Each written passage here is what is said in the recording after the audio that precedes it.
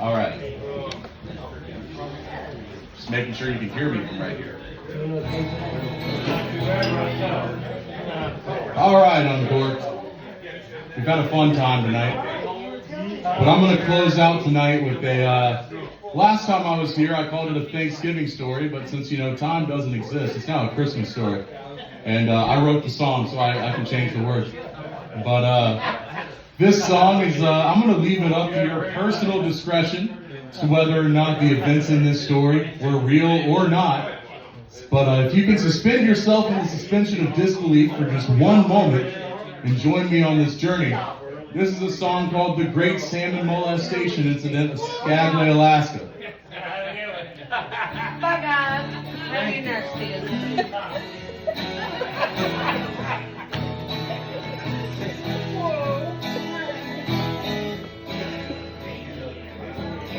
So before I came back to Mount Airy, I was working in Skagway, Alaska.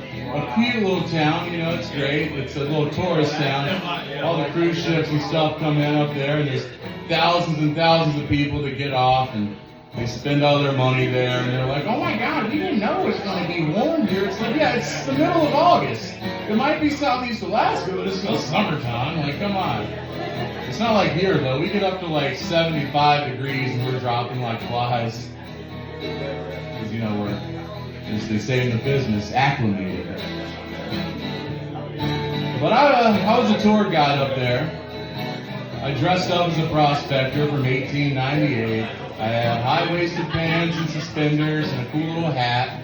It was really neat. And I had a voice, and I talked like this, and I taught people how to gold pan. And the funny part is, there was no gold ever found in Skagway, Alaska, so gold panning there really doesn't make any sense.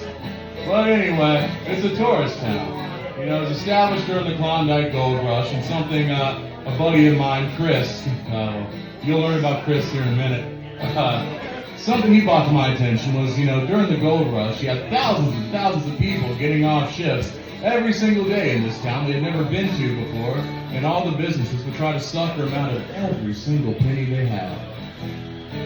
And nowadays, in 2023, you have thousands and thousands of people getting off cruise ships that have never been there before, and the businesses try to sucker them out of every penny they have. It's kind of poetic, in a capitalistic kind of sense. But we ain't no communists. Well, a few of them are up there. I got a good friend who says he's a communist, but he goes to Starbucks.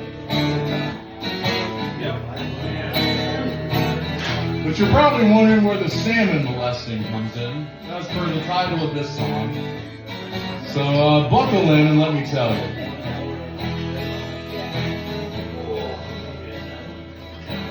There's a little creek that runs through the middle of Skagway. It's called Pullin Creek. And it runs parallel to the Skagway River, which is a glacially fed river, primarily fed by the Denver Glacier. And because it's glacially fed, not a lot of insects live in the river, so not a lot of fish live in the river, and the fact that you can't have a glacially fed river being overly populated with fish. But in Pullin Creek, there just happens, twice a year, to be a little salmon run. And you have thousands and thousands of salmon swimming in this little creek that's probably only about as wide as the bar right over there.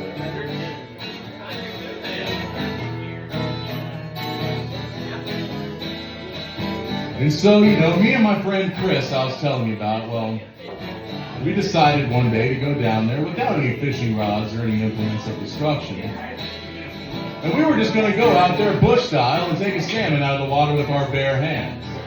So that's what we did. There's a little more to it than that. You see, kind of what we did was we got out there with our arms outstretched. Forklift style. Waited for one to swim over our hands. And then we, threw it over our heads, and now it was out of the water, and now we're the apex predator. And so we bite it behind the ears and take it home. And what we did was we did a really interesting overnight salt brine to it, kind of a 37 to 40% salt, because I don't like things too salty. I'm sensitive. I have a sensitive little tummy. I have IBS, and apparently that's a red flag to some people. But anyway, after that salt brine, what we did was we slow smoked it. We had a little smoker, we'd set it and forget it, and go to work, do our little tour guide thing, tell our little jokes, and teach people how to gold pan, and I'd do my whole voice, and then we'd come home, and we had a delicious rack of salmon. I don't know what you call it, but it was delightful. And I gotta tell you what we did with that salmon.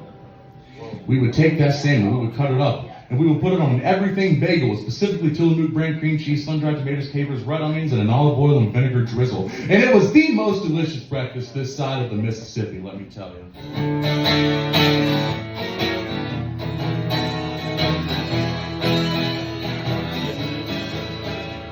So, well, all of us tour guides lived in the same house.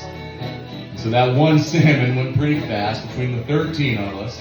So we went back down there to Pullen Creek and we got us another salmon out. We did the overnight salt brine and the slow smoke. And then in the morning we take and put it on everything bagel, specifically Tillamook brand cream cheese, sun-dried tomatoes, capers, red onions, and olive oil and vinegar drizzle. And it was the best breakfast we'd ever had.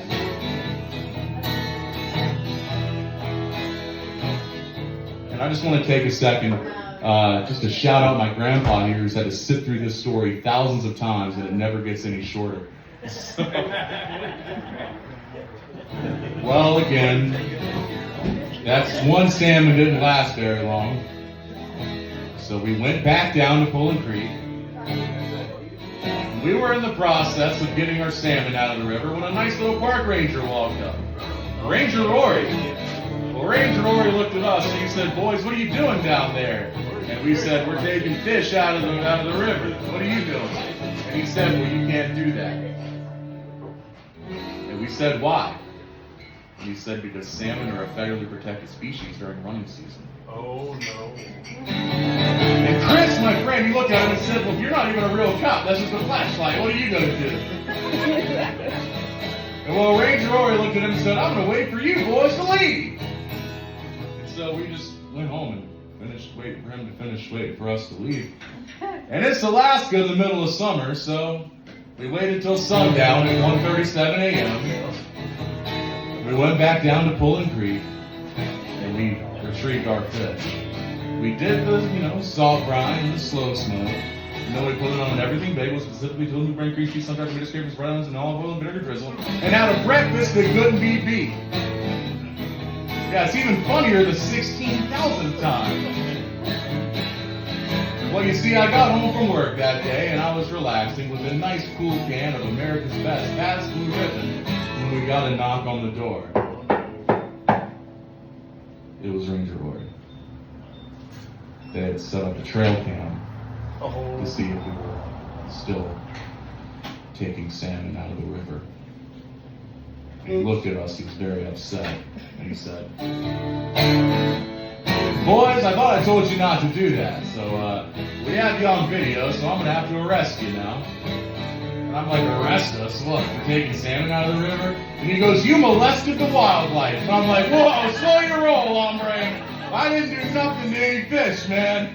I ain't weird like that." And he looked at us and he said, "I'll have you know, as per Alaska's Department of Fish and Wildlife Game Manual, paragraph 2, section 3, subsection 4H, line 4, it says, the distribution or handling of any wildlife in a manner that does not require any implement of capture, aka bare hands, is called molesting the fish." Whoa. Yeah. So I looked at Ranger Rory and I'm like, "Well, look, I didn't fucking fish, man." He's like, "Well, you guys are coming with me." So we did. Officer Argyle, real texture guy, came and arrested us. And let me tell you about the town of Skagway, Alaska. They've got 3 policemen and 2 police cars. But when you got to the, quote, scene of the crime, this being the biggest crime of the last 50 years in Skagway, and everybody wanted to get in a newspaper story about it, They had 5 policemen and 3 police cars. They was using up all kinds of fancy cop equipment. They had dogs smelling trash. They were taking pictures of the northwest angle, the southwest angle, the escape. They took 27 8x10 colored glossy photographs with circles and arrows and a paragraph on the back of each one explaining what each one was to be used against us in a court of law. Now, that might sound familiar to some of you guys, but trust me. And there's also no holding cell in Skagway, so when you get arrested, you're extradited to Juneau, the state's capital. And let me tell you, it's not fun sitting in a jail cell in Juneau. They gave us a cup of Tang. We had some baked beans, some white bread, untoasted, by the way. Like, come on, you expect me to just eat baked beans and untoasted white wheat? Like, and you know the worst part is in Alaska, like bread's like $12 a loaf some places. Like, you know, and by the time it gets there, it's either still frozen or already moldy. Like, you can toast it. Come on, guys. So anyway, we woke up in the morning and we had to go to court.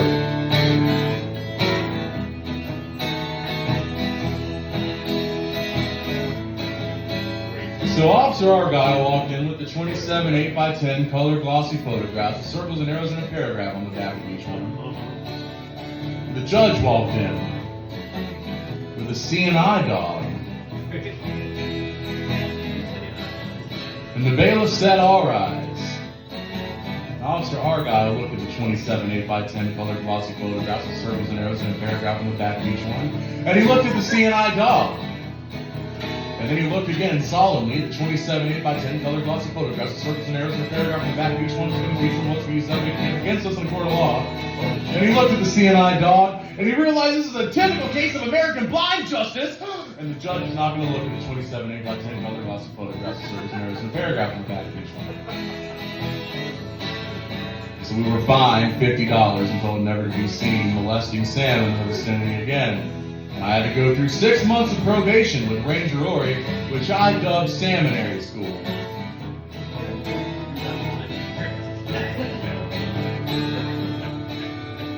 So during that 6 months, I had to learn all about the life cycle of salmon, the conservation of salmon, the behavior of salmon, the behavioral issues of salmon, the, marriage rituals of salmon, and the demonic rituals of salmon. I had all kinds of cool stuff, like what they eat. I don't remember, salmon food, I guess. This is a totally real story. Anyway, I finished my 6 months of probation. The Ranger Rory pinned a medal on me, a junior ranger badge, and he said, "You're our boy." I said, "Thanks, Roar. Does this mean I can stop having to come to your office every other Tuesday and alternating Saturdays?" And he said, "Well, I mean, if you want to, but I thought at this point we were friends. I thought maybe you'd just come over anyway. We could have lunch or something." I'm like, fine. I felt bad. He's a park ranger. They don't get laid. So after that 6 months of probation, seminary school, I was feeling pretty hungry. But I figured, well, Ranger Rory's not going to be looking for me down at Pulling Creek now. I mean, I've done proved myself worthy the title of Junior Ranger. So I slinked on back down there, and I saw a salmon, and it looked really good. So I stuck my arms, forklift style, as I already mentioned, and it was the middle of the night, and I waited for that salmon to swim over my hands, and I threw it back behind my head. And again, I'm the apex predator, so I go to pick it up, and all of a sudden there's a flashlight on me. It's Ranger Rory. Oh. Shit. Rory looks at me and he goes, "Okay, what are you doing, man?" I said, "Rory, fancy seeing you here. It's almost like we're in a national park. It's almost like you're a park ranger, and this is your job. Funny how that works out." And I told him, "I'm just massaging the fish." Because, during our time together, he informed me that 90% of the salmon, once they hit Pulling Creek there in Skagway, they're pretty much the end of their journey. They're like decomposing in the water sometimes. There's literally a thing called zombie salmon. Look it up. I'm not even making that part up. That's legit. They'll be decomposing while they're swimming. And I'm like, I just wanted to make this salmon's trip to the afterlife just a little smoother, you know? Look at him. He's hard up. You can see his spine. He's only got one eyeball. He's wearing a bandana. He's smoking an unfiltered Pall Mall. Yeah, you can tell he's hard up, you know? He's like if Lieutenant Dan was a salmon. That's what it looks like. And he just looks at me and he goes, put the fucking fish down. I'm like, yes, sir. He goes, thought we were over this. You're not molesting any more fish. I'm like, dude, please stop saying that. I've never put my dick in a fish. So I go home and I go to sleep, salmonless in Skagway.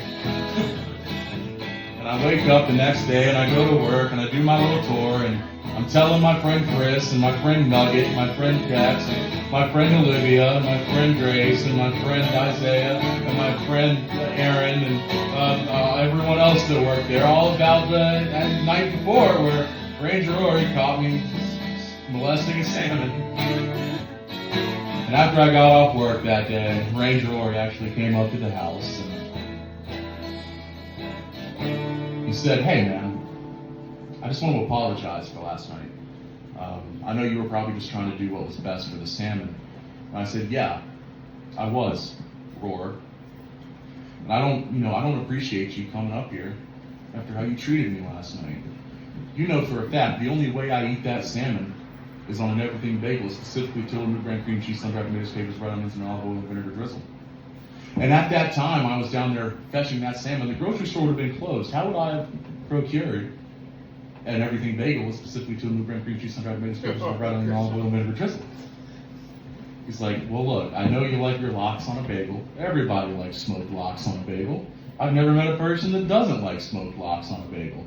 And I'm like, well, you know, Roar, I'm pretty pissed. And he pulls out a case of beer, and I'm like, oh, wow, Roar, you're a really stand-up guy. He's like, yeah, I just thought I'd go over here and have a cold one with you and apologize and clear the air. You know, I'm just under a lot of stress lately. You know, the Park Service is severely underfunded. We're extremely overworked and underlaid because we're park rangers, and park rangers don't get laid. And I'm like, oh, you know, I understand that, man. So we're sitting there drinking beer and everything. And he goes home for the night, and I know he's pretty drunk, so I use this as a prime opportunity to sneak back down there and grab my salmon so I can slow smoke it, cut it up, and have my lox on an everything bagel, specifically Tillamook brand cream cheese, sun-dried tomatoes, capers, and a red onion, and olive oil and vinegar drizzle. And then the next day comes. Ranger Rory comes back over because he forgot his cell phone. I'm like, oh, okay, Rory, yeah, your cell phone was in there on the counter. So he goes in there on the counter and he grabs his cell phone, and we're standing in the kitchen, and I'm a little hungry, so I think I'm just going to warm up a Pop-Tart or something. I open the fridge to get a nice glass of milk, because you can't just eat Pop-Tarts without milk, you know? Milk. Yeah, let's hear it for milk. Yeah! Boo. But I found the lactose intolerant guy. Anyway, while I was retrieving the milk from the Frigidaire, Ranger Rory happened to catch a glimpse of a Ziploc bag with some kind of pinkish substance inside. And he said, hey, what is that pinkish substance in that bag? And I said, well, Ranger Rory, I can tell a lie, but that's salmon. He's like, oh yeah? Salmon? I'm like, yeah, that's what I said. He's like, where'd you get it? And I went, the salmon store. He's like, there's no salmon store here. Where'd you get that salmon? And I'm like, I got it out of Polo Creek, Roar. And this man collapsed on his knees on our kitchen floor, started bawling his eyes out, and he looked at me and said, quote, I thought we didn't talk about this. She doesn't supposed to be still salmon anymore. And anyway, he called Officer Argyle, so now I had a cop in the house, which is always fun when you got a cop in the house. Yeah. And Officer Argyle looked at me and he said, Kay, I know you're from Mount Airy, so I'm going to say this in a language you can usually understand. We've got to nip this in the bud. You obviously have an addiction to this salmon. what do you do with it? And I'm like, well, I put it on a bagel. He's like, what? I'm like, yeah, I do an overnight, like 37 to 40% salt brine. I fillet it, I slow smoke it, and then I put it on an everything bagel, specifically two big cream cheese, sun-dried tomatoes, capers, and a red onion and olive oil, vinegar, drizzle, all that fun jazz. He's like, you only eat salmon on your bagels? I'm like, yeah, dude, I love lox on a bagel. You never had it? And he's like, I've never met a person that doesn't like it. I'm like, exactly! And so, Officer Argyle comes up with a solution. He says, there's only one grocery store in town, so we're just going to tell him to stop